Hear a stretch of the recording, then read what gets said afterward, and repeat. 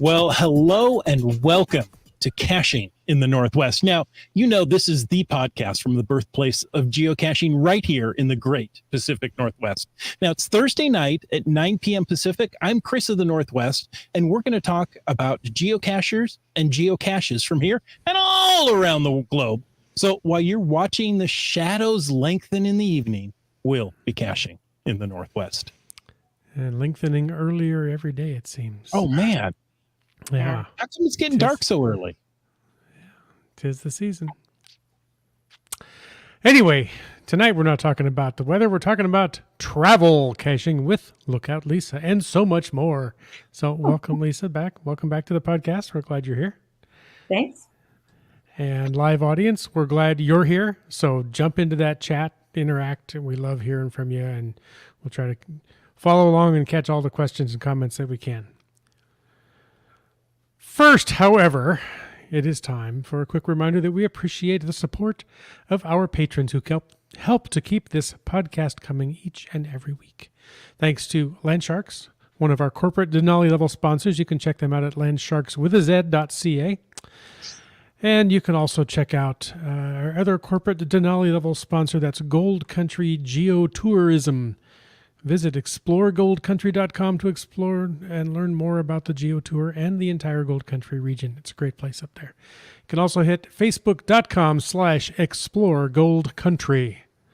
If you, yes, you out there, I know you do, you want to know more about supporting this here podcast, click that Patreon link on the cachingnw.com website.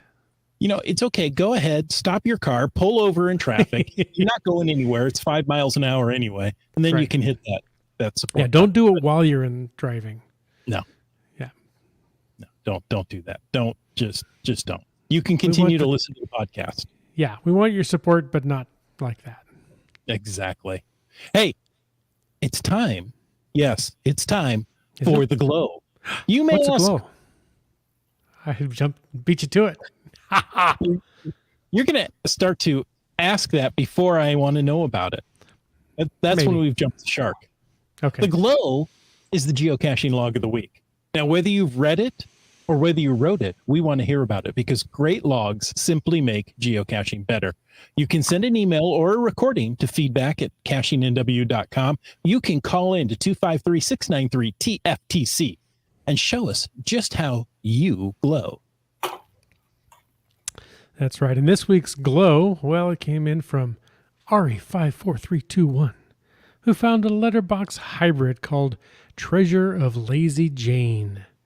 That's GCJK5T, don't you know? No, I didn't. Now you do. Okay. You're in the loop. You're loopy. Anyway, this log reads, I can't remember what caught my eye first. The boat needed attribute, the unique difficulty terrain combo, or the fact that it's a letterbox. Likely all three simultaneously, as this was at the tippy top of my to-do list during a trip to Portland from Seattle. This helps me with multiple challenges I'm working towards, and I decided it'd be my main target this morning. Apparently, I'm struggling to adjust to the changing seasons, and therefore was up and ready to go alarmingly early. I decided to spend the darkness before dawn searching for a few virtuals and park and grab challenge caches. Finally, I decided the time had come and I started to consider parking options. After consulting the map, I saw what I thought would be logical. Nope, no go. Okay, back across the bridge. Nope, that won't work either. Finally, I ended up at Willamette Park.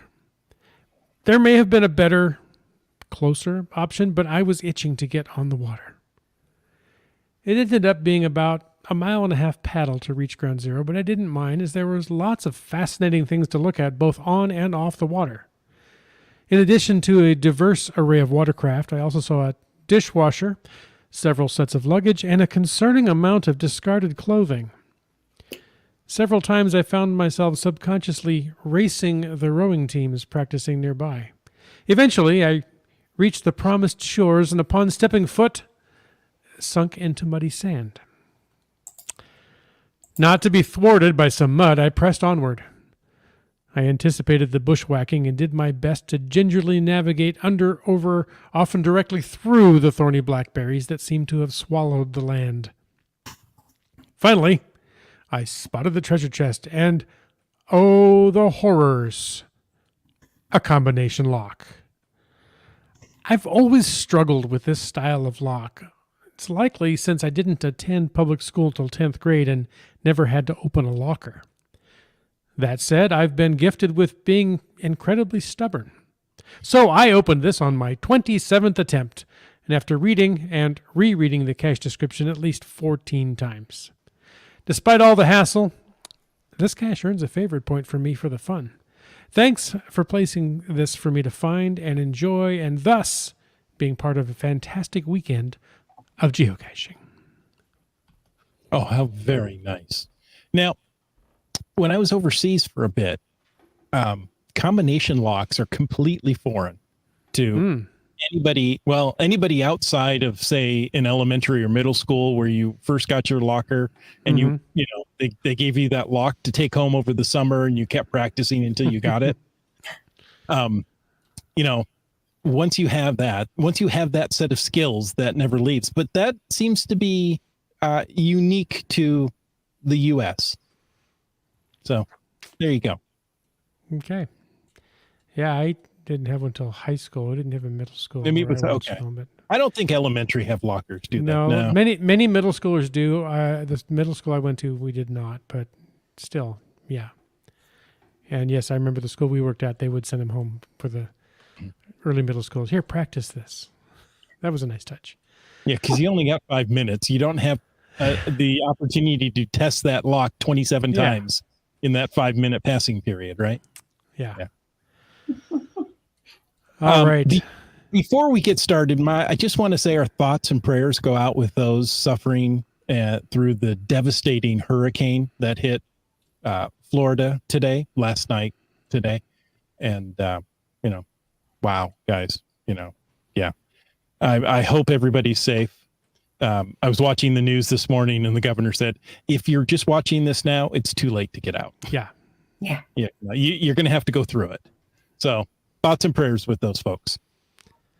Okay. Now we haven't forgotten about our guest. If you want to add something to the chat tonight, use the hashtag Alaska. And of course you can use the hashtag FATAS if you want to have something in the after show. Mm-hmm. And one more, use the hashtag podcast baking to let us know what you're cooking. And I want to say I got a taste of the brown butter caramel cruffins from Monkey Cakes last week. And wow. Yeah, I've never had anything like that. Okay. So there you go. Lisa, for some reason, people like to bake during this podcast. I think it might be the time, gives them something to do. They can listen on their TV or smart speaker and away they go. So if you wanted to throw out any commands to, one of those smart agents, you could just say, hey, Iris backwards and see what happens. All right. Oh, I wasn't supposed to say that, was I? I'm just going to skip right over that. Okay. I am going to go back. We were talking about combination padlocks. West Coaster says they had to buy their own locks and then bring them to school. Mm. And do you remember that? And GS sometimes too, the creative sort that he is, used to work at a gym. He said they often would leave master locks behind and he would lay at bed at night and crack them just for the fun of it. Yeah. Oh my gosh. Yeah. So. You can pull on it and feel a little click, when you get, I never got super good at that, but I play with it a little bit. I'll have a lock story later on this evening. Oh, okay. Oh. Mm-hmm. Okay. Probably not the Ballard locks, but we'll go there later.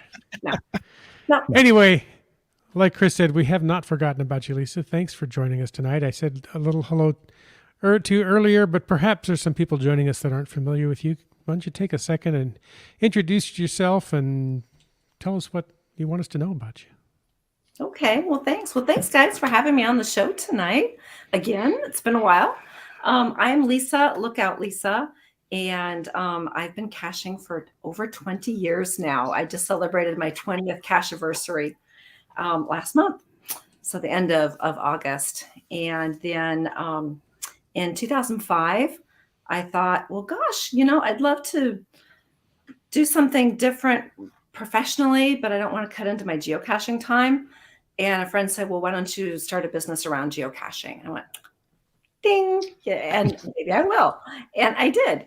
And I launched Cache Advance in the fall of 2005. So that was 17 years ago that I've been in business with my company. And it's just been a really fun thing to grow and evolve, starting on eBay, then e-commerce, wholesale. I'm a distributor for Groundspeak. They also buy my products as well. You'll see a lot of my products at geocaching.com in their shop. And then, of course, traveling around the country and now the world, cross borders, going to mega events and such, and being able to meet so many amazing cachers and people that I've known online, and then to meet in person as well. So, and even finding my husband through geocaching. So that's kind of me in a nutshell, I guess, over the last 20 years. Wow. Geocaching's played a little important in your life there. A little bit. It's a lifestyle. Yeah. Yeah. It's a choice. So this new startup company that you have, that's 17 years in the making here. Yeah. Wow. Overnight I mean, exactly. Overnight success. Mm-hmm. Well, actually, I saw you a couple of weeks in a row there and kind of had a little withdrawal. So I thought I'd better get you back on the show to talk to you again, because, it's so nice when you have, tents that back up against each other or right next to each other. We just sit and chat. Yeah. But now with your store, Cache Advance, you have a few different memberships and clubs available. Would you tell us about those? Sure. Yeah. In February of 2015, I launched the very first Geocaching Subscription Box, which is the Cache Crate. Cache Crate, soon to be registered trademark. It's in the works right now. And I started with 27 members, and we've had over 500 at a time. Wow. Yeah, it's a lot to pack and ship for. And then with that, then once I got the hang, I guess, of running a monthly subscription box, it's very different than running, an e-commerce store or even a brick and mortar store. All the curating and work that goes involved with that. Then I started expanding. We have the Hero Crate, which is quarterly. It comes out every equinox and solstice. So we just shipped the fall Hero Crates as well. Sure. Those should be arriving at people's doorsteps, maybe even today, if they haven't already. Yeah. And then I have the cache. Comment in the chat if you received one today. Yeah. And cache crates are going out this week as well. So, and then we also have the Cashkins Club, which is just, it's kind of our starter club for a lot of people. If you enjoy trackables, it's just $7 a month to get a trackable every month. And then we have the T-shirt club. So that is also, I've brought it into the cache crate. So it is part of the cache crates now as well. You can get just the T-shirt or the combo crate, which would be the cache crate and a T-shirt every month, if you'd like to do that as well. And then we have the Puzzle League, which is all about, it's not product-based, it's knowledge-based. We're helping people learn about different types of puzzles and how to solve them and practice puzzles and such. We're not actually looking at solving other people's puzzles, but the practices and types of puzzles that you may encounter while you're out geocaching. Okay. So you'll do better at working your own puzzles or hiding your own puzzles as well. So it's a lot going on. Yeah. Wow. With Cache Advance, all the different directions that we've gone in. Well, there's this guy online, goes by JD, He says he received his cache crate or his hero crate. So Mhm. I don't know if he's trustworthy, though. I don't know. It looks like a little software pirate there to me. It Yeah, does, doesn't he? Yeah. There's something going on there. Yeah. Awesome. Nice. There you go.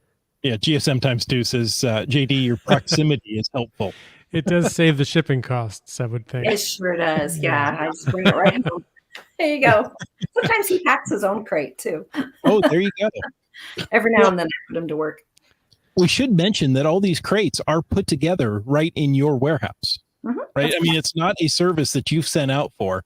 No, you hand pack each one of these as they're sent out.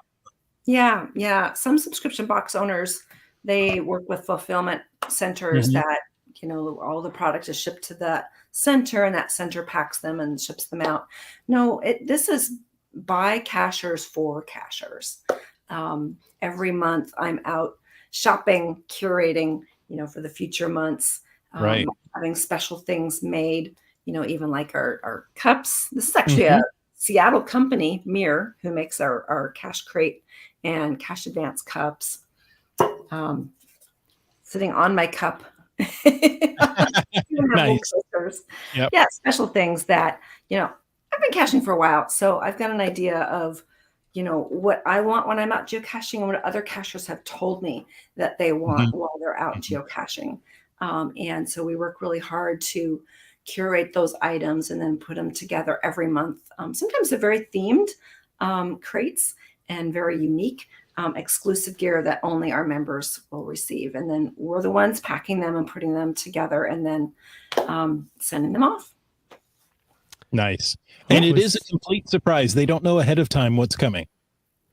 That's correct. Yeah. Except for our t-shirt club, we do release the t-shirt designs generally ahead of time and the color and such. Not always. Sometimes it will be a surprise as well, especially if it's themed really closely with that particular month's crate. Oh, okay. We give That makes sense. away. Yeah.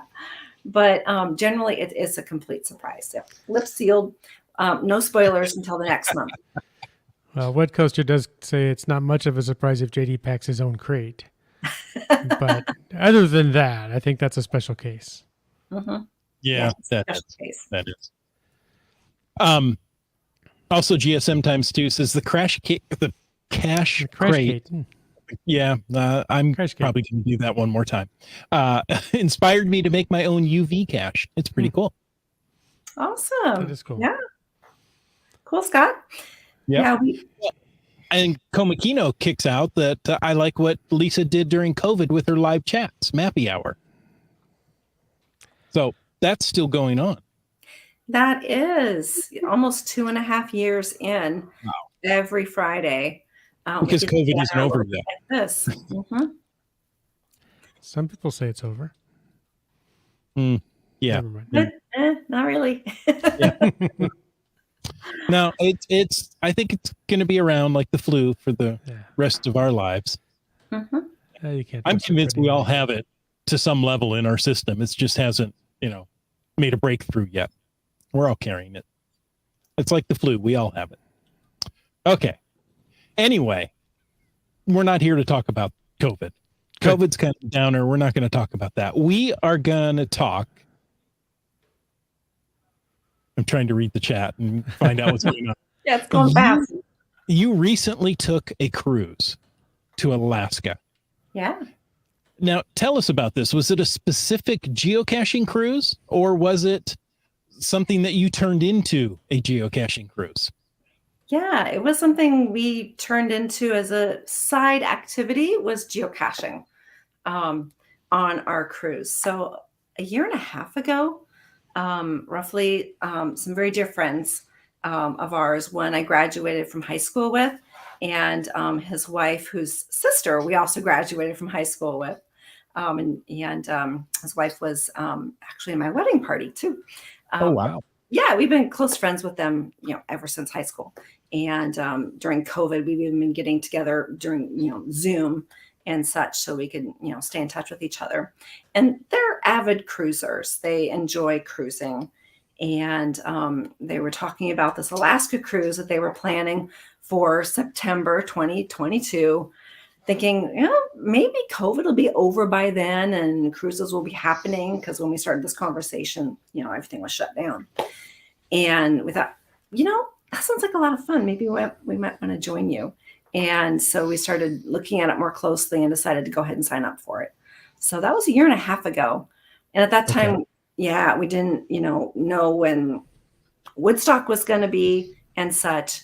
And as it turned out, there was a big geocaching cruise that was organized, either somewhere between Woodstock and HQ event and somewhere after all of it. Ours was even further beyond that. I don't think there even were any geocachers on the ship. We didn't run into any. We did bump into some from another ship, but one cache. So anyway, it was strictly a Muggle adventure with our Muggle friends, but they definitely understand geocaching. And they were cheering us on and helping us to get caches that we were able to at the ports that we went to. Okay. Now, when you're on a cruise ship and you have a stop at a port, you've got a very limited time, right? You've got to get back on that boat because it's going to leave whether you're there or not.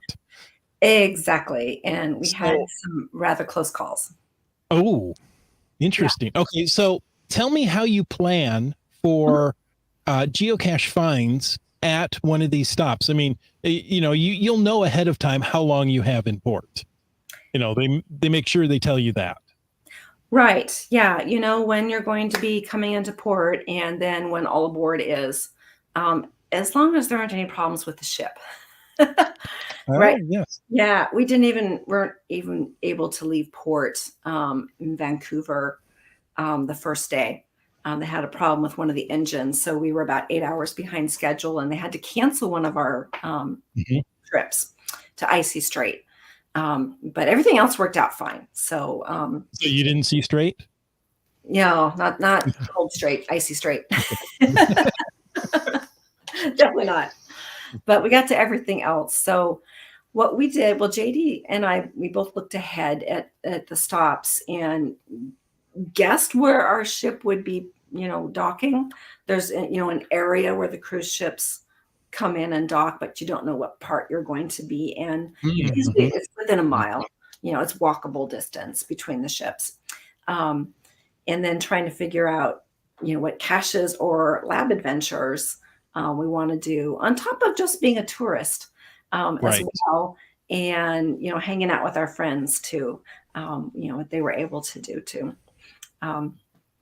So yeah, we planned some, but we decided not to get our hopes set on any particular ones except for the oldest cache in Sitka. That was nice. Yeah, Alaska's oldest was definitely a target for us. Yeah. Nice. I want to ask, did you already have a cache find in the state of Alaska, or was this a brand new state for you? This was a brand new state for both of us. Okay. And for me, it was my last state. What? Oh. Yeah. Oddly, I have 50 states before this trip because geocaching.com counts Washington, D.C. as a state. Oh, interesting. I don't know if I knew that. Okay. Yeah. So if you are trying to qualify for a 50-state cache and you don't have Alaska or Hawaii, we'll get D.C. and you do qualify. It'd be one closer. Yeah. I could see how that works. Yeah. Right. With just simple software options, you don't want to have to set up a whole new category for a district because there's only one. Yeah. And I'm unsure about Puerto Rico and some of our territories that they count as well. I don't know. But officially my last state was Alaska. So I was super excited to finally get it. Yay. Yeah, that's exciting. Yeah. Nice. And JD just has one more state after this. And I'll let him put in the chat if he wants to talk about that. So that was definitely the first thing that we did when we got to our first Alaskan port was find a cache and document that. And I worked it out that it was actually a puzzle cache. Oh, really? Nice. GSM times 2 says congratulations. Mini Mag says, good job. Yeah. Thank you. And just finding our way says Puerto Rico didn't qualify as a state. Okay, so it does not. Okay. I believe it's a protectorate. It's a territory or Territory. something. Yeah, I don't know. Yeah. The Not technical district definition. Yeah. It's one of those funny things. Yeah.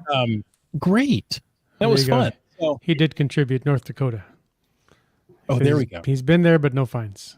Lived there, actually, but no fines. He was Oh, actually no. born there. Ah. You have to go to Gilby. We talked about Gilby last week. Yeah, that Gilby sounds happened fun. on Saturday. They had it's a mega event in a city of like 230. Yeah. It's Yeah. Isn't it crazy? Yeah. It's on my list of places I really want to go now. It's like, oh, that sounds like so much fun. So yeah, you just go to Gilby and you'll get a whole bunch of high quality finds. Yeah, that's our plan. We definitely want to do all of Chad's caches, amazing caches there. And we were lucky enough to do a remint of his coin that got to him right before the big weekend last weekend. Oh, nice. Yeah. Nice. So tell me about the cruise itself. Some cruises I know leave from Seattle, other cruises leave from how long was the cruise? How many days and how many stops and all those things? Well, in a nutshell. Sure. In a nutshell, real quick. Okay, it was a 12-day cruise. Oh, nice. But it took us 14 days to do it. Okay. So we flew Kind up. of like my high school career. Yeah, my college career. Oh, don't ask. We flew up to Vancouver early. So we on a Monday, and then our ship left on Wednesday. So that gave us a little time on Monday, all day Tuesday to do hop on, hop off tour and geocaching, of course. And then prep to get onto the ship on Wednesday. So, we were really close to there in Abbotsford, just, Yeah. what, like 150 kilometers or so to the east. But we never did make it all the way over to Vancouver during that time. So it was fun to explore. I'd never been there as well. And then it was a princess cruise that we did. And I have a little printout here of all of our stops that we did. So our first port was Juneau, and that's where we were able to get our first Alaskan caches. Nice. I didn't know. Did you know? Juneau? No, I didn't know. Yeah, we had a Oh, lot you of do? that going on. Yeah. Oh yeah, sorry, that wasn't unique. Okay, go ahead. Yeah, that was fun. And we highly recommend, if you are going to go on a cruise, be sure to get a balcony. If you can, if you're going to make that expense to go on a cruise, don't get an interior room. Shoot a little higher if you can and get that balcony. You get twice the room, and then you just get a step outside and you are right outside on the ocean, and you can watch what's going by and get up close to the glaciers or the islands or wherever you are cruising in the world. So we had a really nice balcony. And then our friends were next to us, and they can open up the balcony so we can, Oh, nice. chat with them and, walk onto their balcony. And they can be on our balcony as well. So that extends your rate. That sounds so much nicer than stowing away in a lifeboat. Yeah, absolutely. Yeah, that's a different movie. We're not talking about that. Oh, okay. Yeah. But that's in my Or budget. boiler room. Yeah. Oh, okay. Yeah. And that didn't end well. Yeah. And so in Skegway, we did a float plane excursion. Oh, wow. To the Taku Glacier.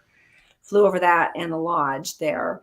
And then they provide a meal as well. And we found a cache there too. And got up fairly close to the glacier and got to fly right over it. And it was really close. I mean, it's like flying nap of the earth, the way they do it to get in. So that was a lot of fun. And then our next stop was Skegway.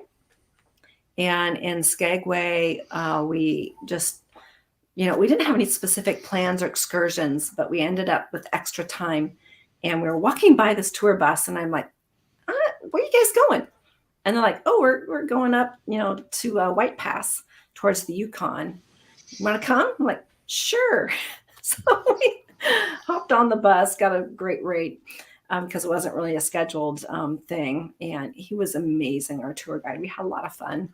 and got to see quite a bit. Didn't quite go all the way to the Yukon, so we could have claimed that province. That's too far. He said that he did take a group of geocachers there within the last couple of weeks. They hired him just to take them to the Yukon and back. They didn't do any of those stops. I'm like, I wonder who that might have been. But we were able to find, we did find one geocache that was at one of the stops that we did.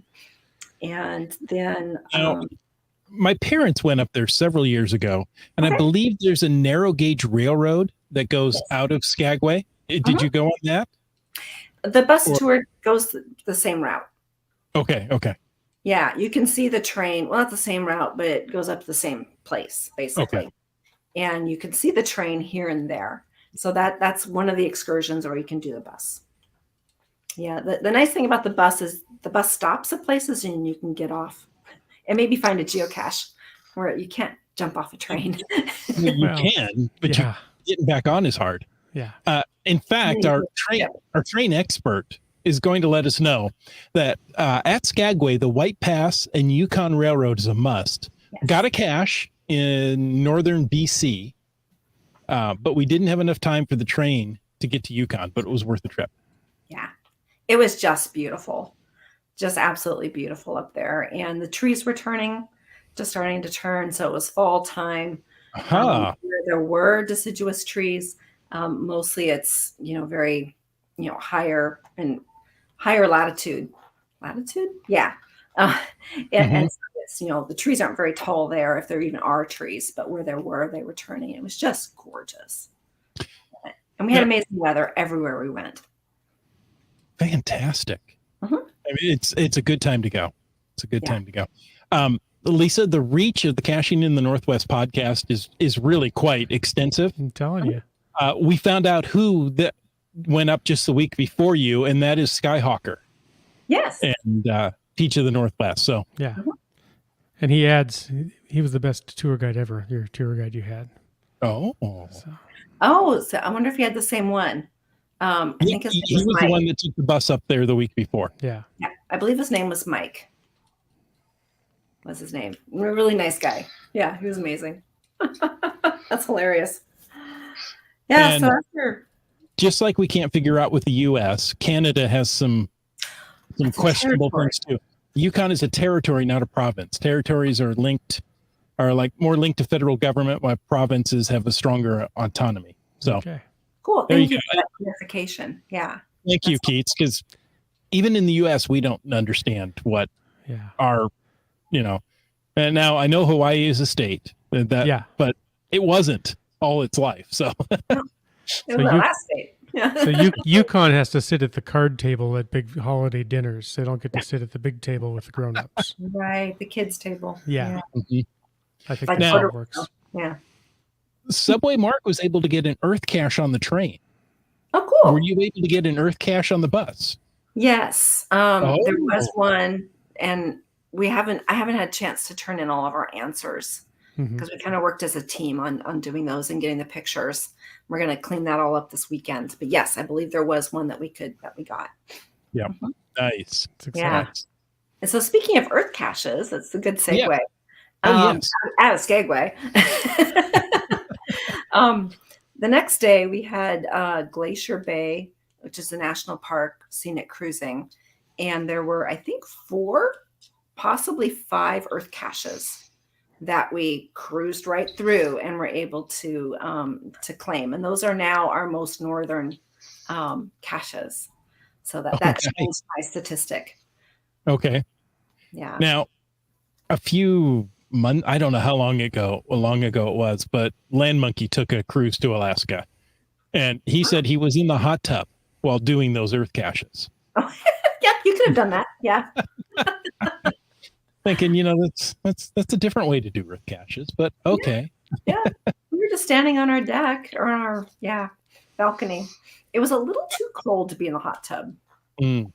But maybe the hot tub wasn't hot enough. Yeah, that could be. The fact check says 6 earth caches. 6. Oh, thank you. Yeah, awesome. So yeah, we got 6. It's nice to have a research department just jump right on that and know all this. Yeah, it's good to have backup. Yeah. So after that was our giant Sitka adventure was the next day. And that's where the oldest geocache is in Okay. Alaska. And that was one of our big targets that we wanted to get. And I was talked with Captain Math, who recently was on a different cruise up in the same area. And we talked a couple of times. And he gave me the name of a tour guide that he hired, Mhm. just their car to take them out to where the cache is. It's about 6 miles outside of town. And where the cruise ships let you off is 5 miles the other way. So it's Oh, like 11 miles distance. So it's not something you can walk to. Um, and so I called her a couple of weeks ago and she's like, I'm sorry, I'm totally booked. Here's somebody else, try them. mhm, And just in all the mhm. hustle, we just never did. And the day before I reached out to her again and said, do you have any cancellations? She said, no. So sorry. And we got off the ship and there was a fellow holding a sign. And I recognized the name as the one that she'd recommended. So I walked up to him and it was literally the man that she had recommended. And he was all booked up as well. I was like, I'm so sorry. Aw, He said, yeah, but there's e-bikes right there. Maybe an e-bike will get you there. And we're like, hmm.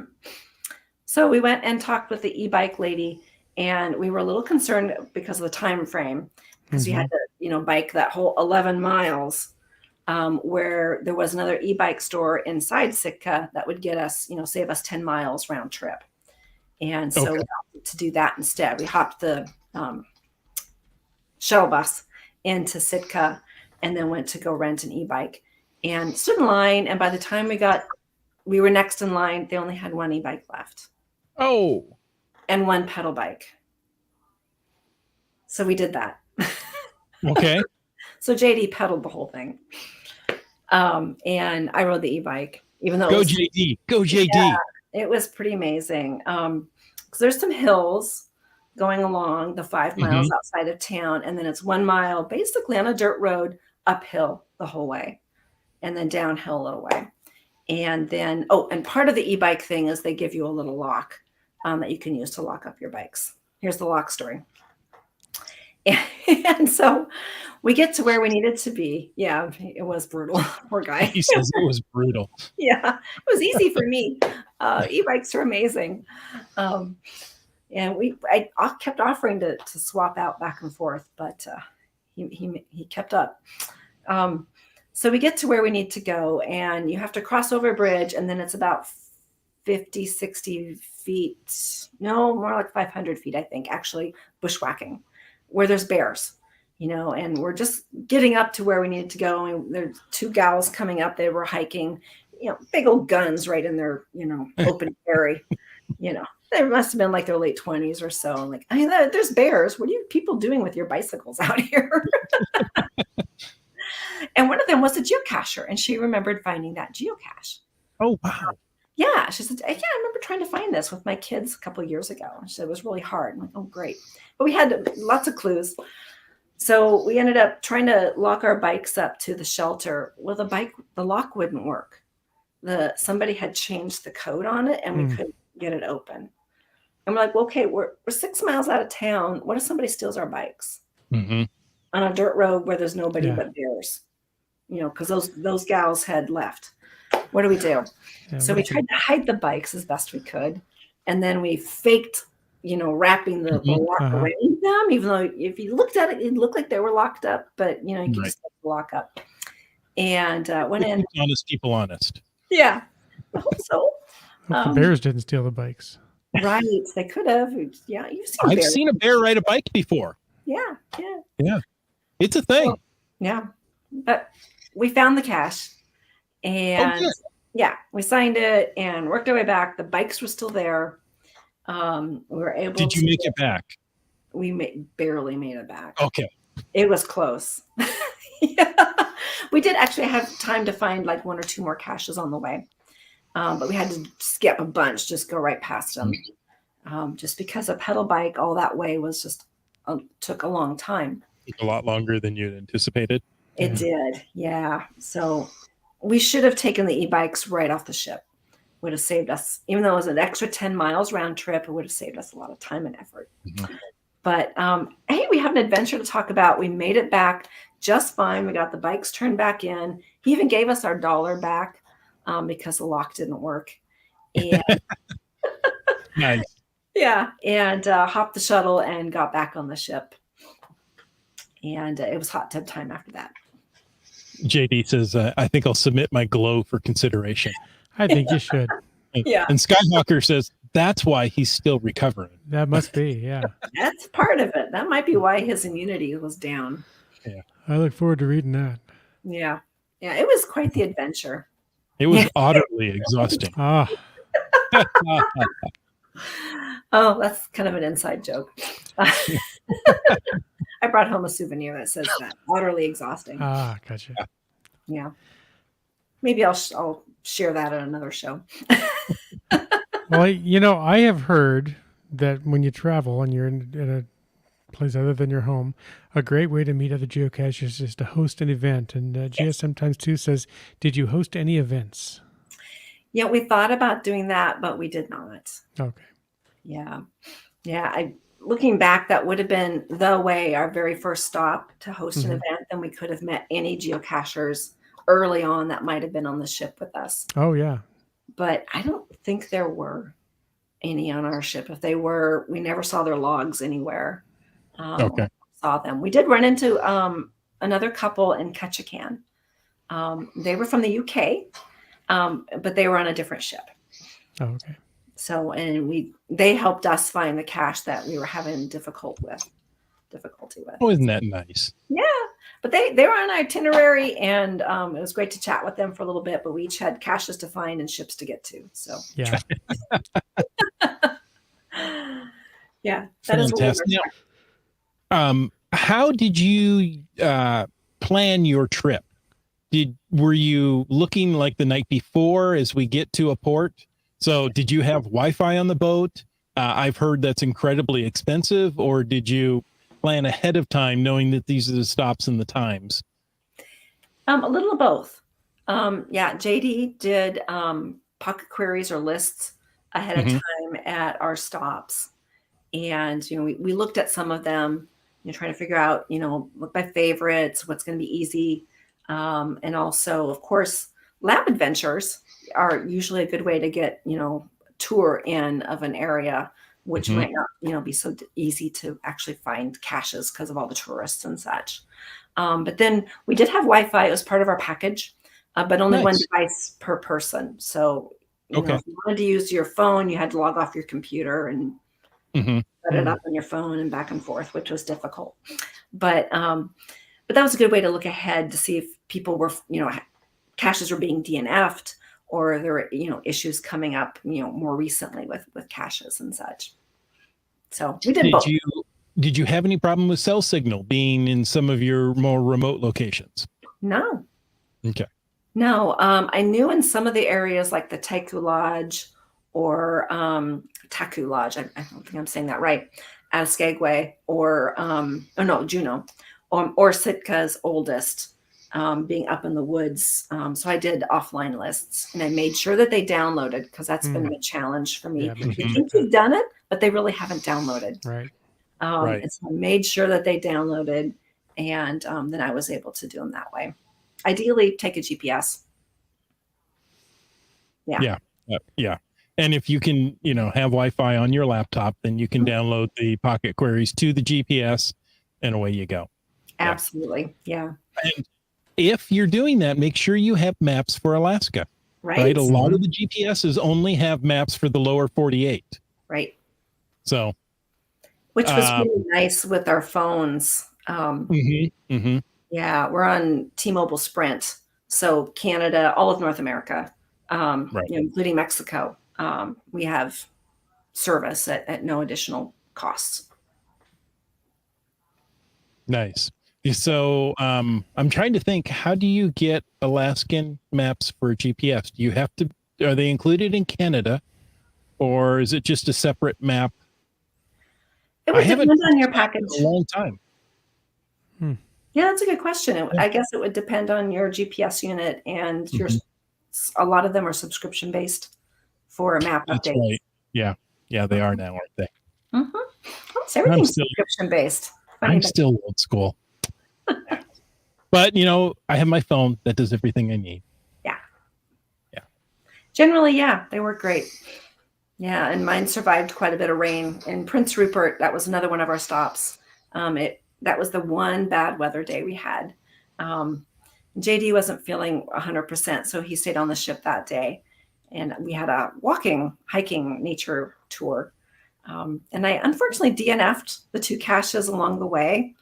I just didn't have time to really look for them because, it was a tour and you had to keep moving. But there was an earth cache at the end, and I did get that one. Nice. Yeah. Just Finding Our Way says those maps were included with his PN60. Yeah, I believe they were. And Skyhawker says, I used offline Alaska maps for GC Droid on the cruise. Yeah. Nice. Yeah. Now, what transportation did you use at your stops? Was it e-bikes, walking? You did a bus? Uh-huh. Did you hire a private taxi or Uber to take you anywhere? Only home from the airport on Monday here in Spokane. Mm-hmm. We tried to hire, a private car in Sitka, but they were all booked up. Everybody was booked. We called every cab company. And so then that's when we did the e-bike and the pedal bikes. We also did e-bikes in Victoria. We had almost 12 hours in Victoria on Sunday. And that was a lot of fun. But we also had an excursion. So we did a bus to Butchart Gardens and the Butterfly Garden. Mm-hmm. So yeah, that's beautiful. Yeah. It was my second trip there. So it was fun to be there again. But yeah, we did float plane. And cash. We did tour bus. We did e-bikes. We did pedal bikes. A lot of footwork. I think we averaged around. I know I averaged around 15 to almost 20,000 steps the days that we were, at port. Yeah, mm-hmm. Yeah. How many days did you have at sea? Let's see here. 1, 2, 3 full days. Okay. 3 full sea days. Seems like we had a little more than that. No, I guess not. That was the adjustment. Days. Yeah. Mm-hmm. And there's enough to do on a ship to keep you entertained? Oh my gosh, there's so much to do. We didn't even get to all of it. Right. Yeah, there's all sorts of different trivias to do, shows, everything's included. So, do the things that you want to do. And if you don't like it, they're all only 45 minutes long. You can get up and leave. There's some shopping. I never went into any of the shops. I'm not much of a shopper unless I'm curating for cache crates. But yeah. You pick up any little gold nuggets while you were up there? Yeah. And there's food everywhere. Lots of fun things to taste and explore. And just, different little spots all around the ship and activities, workout rooms. I might have got a massage.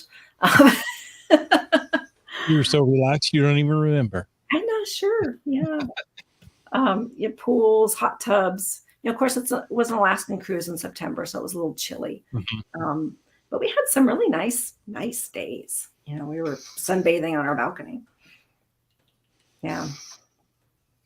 Nice. Yeah. Nice. Well, thank you so much, Lisa, for taking the time to talk to us about cruising Alaska and making geocaching possible during that.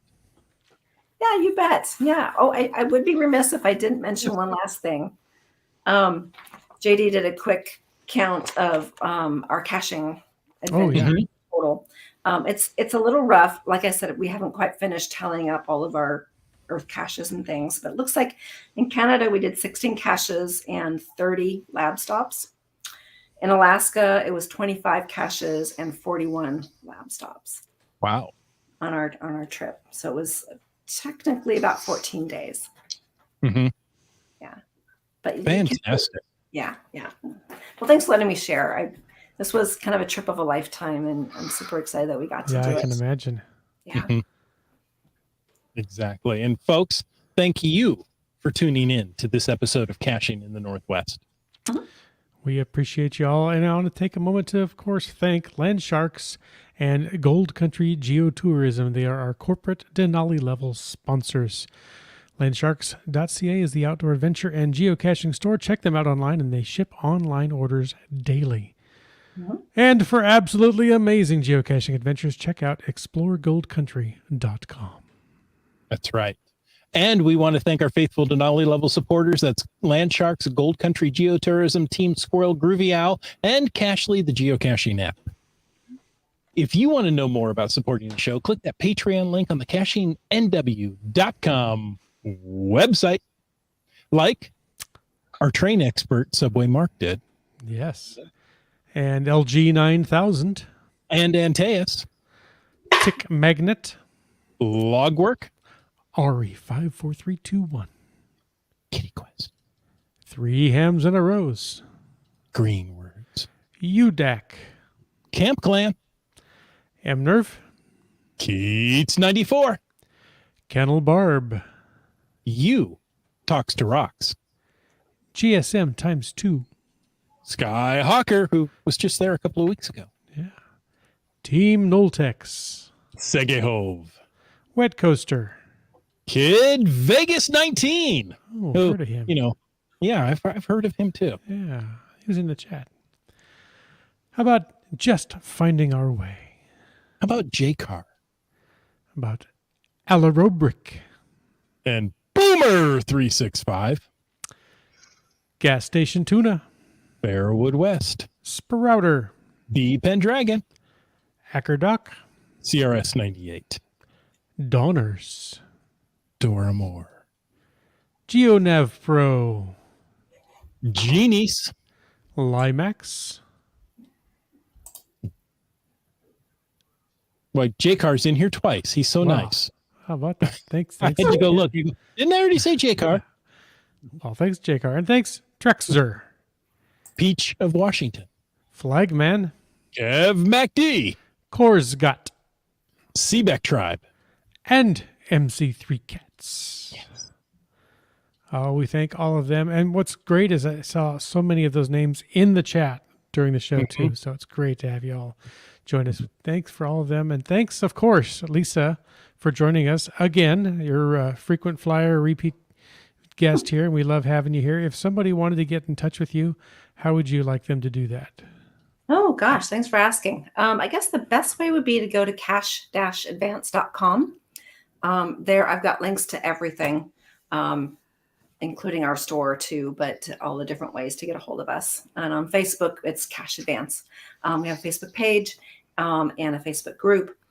And it's the same Cash Advance on Instagram and TikTok.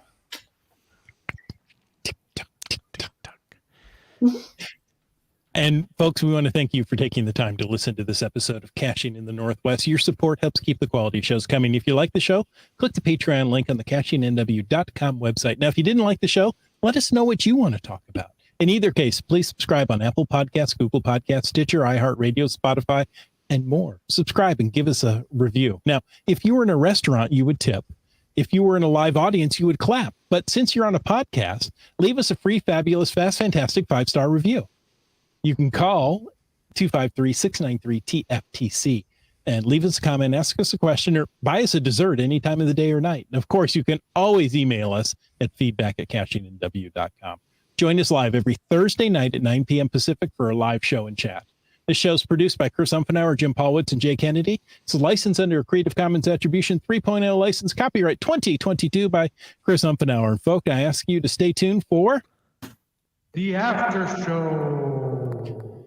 the after show. Ooh, We've got a little bit of after we got show a little stuff. bit, yeah. Some of it's just lingering from the show. Oh, thanks, JD. And one of the first comments I was going to bring up was about JD. It says, oh, that was quick. Was that that it was quick to get 11 thumbs up, the comment before, or was it quick that the show's over already because we're having so much fun? I think we're having so much fun. Yeah. It went fast. Yeah. Early on in the show, Seebeck Tribe said, Lisa, it seems weird to see you there on the couch without your sidekick. So Yeah. we're sorry JD couldn't join you this time in person, but Mhm. we'll have you on again. Yeah. Yeah. Get well, rest up, Yeah. and we'll Yeah. have you back. Well, there's a question from GSM times 2 to JD, who wants to know, are you going to Yuma 2023? Oh, It's on our calendar. there you go. Oh. Yeah. More than likely we will go. My in-laws, JD's parents, are there in the wintertime, right in Yuma. So it's a great time. Oh, Well, that's perfect. convenient. Yeah. Mhm. Yeah, of course you're going to visit them. Uh-huh. Yeah, that's the reason. They geocache too, so it's okay. Yeah, exactly. Oh, right. You can get that in. Yep. Oh, let's see. That was fun. Subway Mark says a balcony is a must for Alaska. Mm. Mhm. Mhm. Especially if you get to do the scenic touring up around the glaciers and such. It was just amazing. Is that technically the Inside Passage? Or is that Um, a different No, cruise? it's different actually. Inside Passage is just along the coast, basically. Okay. This what they call scenic cruising on Princess Cruise, or at least the one we were on, is when you are allowed to cruise right up next to the glaciers. Hmm. Oh, okay.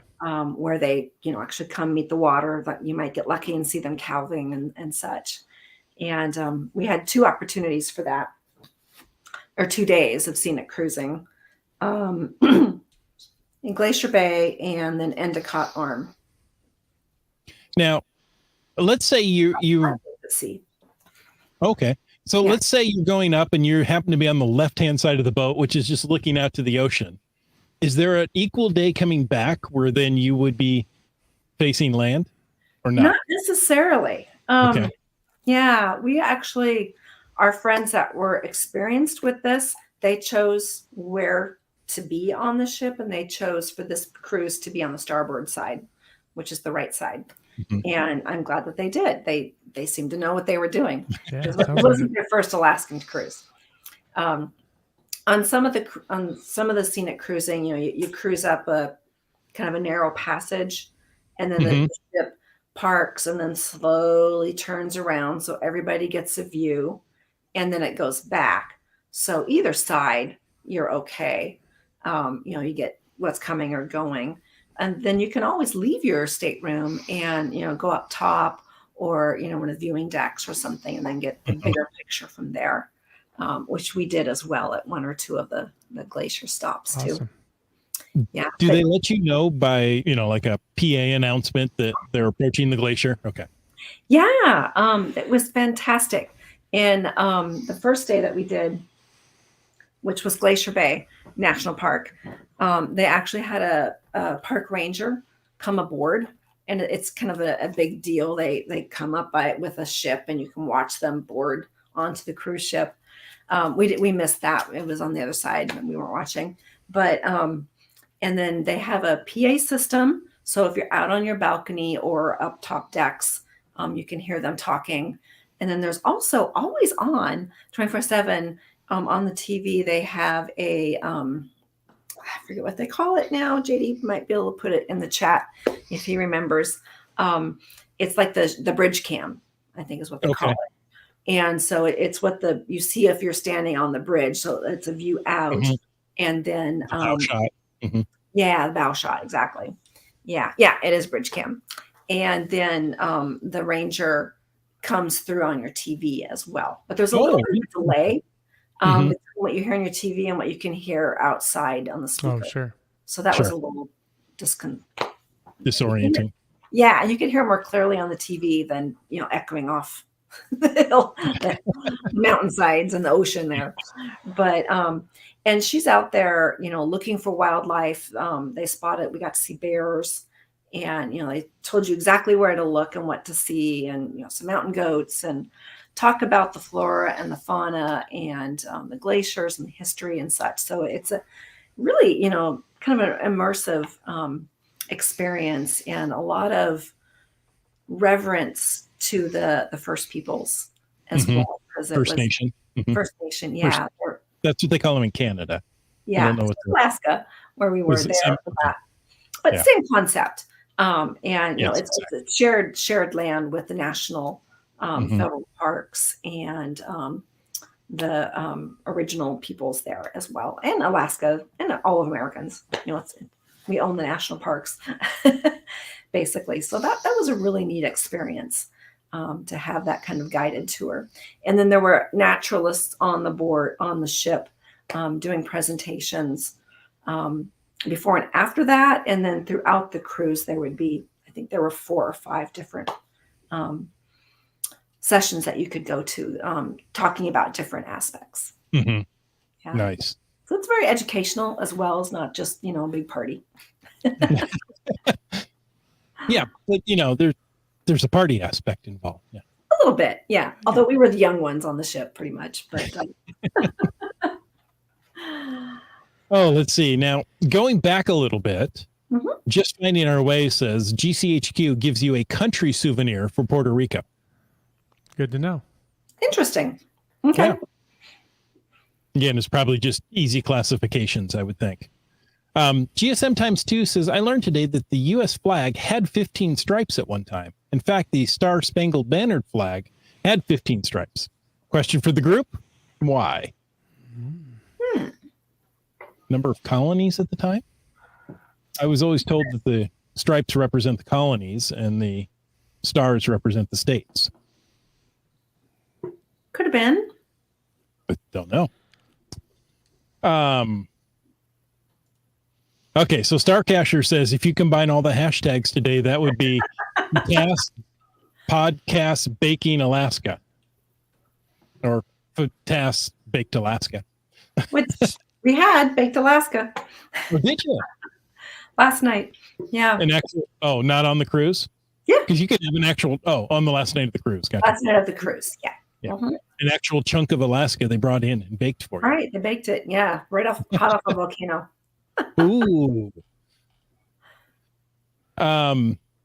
Let's see. Keats got a couple of things. Of course, he's got a new episode of Keats 94 Geocaching Adventure. It goes live tomorrow at 10 a.m. Over the rainbow and into the mountains. Not quite the way the song goes, but this might be more interesting. Adventures in the mountains west of Whistler. Beautiful scenery. Wow. And he says, I'm starting to experiment adding a second shorter episode to my channel during the week. I'm going to call it 2-Minute Tuesdays. We'll see how it goes. I like that. Awesome. Yeah. Yeah. All right. I, like you, always heard that wishful thinking. Yeah. Yeah, I always heard that 13 stripes represented the 13 original colonies, but I'm sure that there was a reason. Iham says at the time they were adding both stars and stripes for each new state. Well, there you go. That makes sense. I think Scott's got it there. He explains it further. Yeah. That's correct. When the first 2 new states were added, they made 15 stripes. Then the next time 5 states were going to be added, they went back to 13 Okay. for the states. Well, there you go. Yeah, it would have been. Yeah, I mean, nothing was set in stone. And they're just one-off flags, right? I mean, they're literally sewing them right there. It's not going through a huge production line. Right. Don't have to get all your specs into China. Yeah. When you say the Betsy Ross flag, that's because she actually sewed it herself. Yeah. Oh. Well, my goodness. Well, so what are thanks. people baking tonight? I didn't see any baking. Or did I miss it? I didn't see any. Hmm. If you had any podcast baking, we don't have a chat lackey tonight. So if you did any podcast baking, you're going to have to resubmit it again just so we can catch up. Send us a sample. Oh yeah. Oh, that too. I'd baked tilapia for dinner, but Oh, Well, that counts. yeah. We'll I think it's Starcasher who often will bake a couple of pounds of bacon. Oh, So we yum. can have it use it in the upcoming weeks. well, it And looks like it it was really a late night in the kitchen. So Yeah. Must have It been. makes the house smell so good, right? yeah. Bacon. Well, thanks guys so much for having me on the show. Oh, you are welcome. Yeah. Betsy didn't have time to sew another flag or bake. Or bake. Yeah. Yeah. Oh, Folks, Scott, thanks so much for joining us. Lisa, too. And until next week, get out and get caching in Alaska, which is in the Northwest. it is.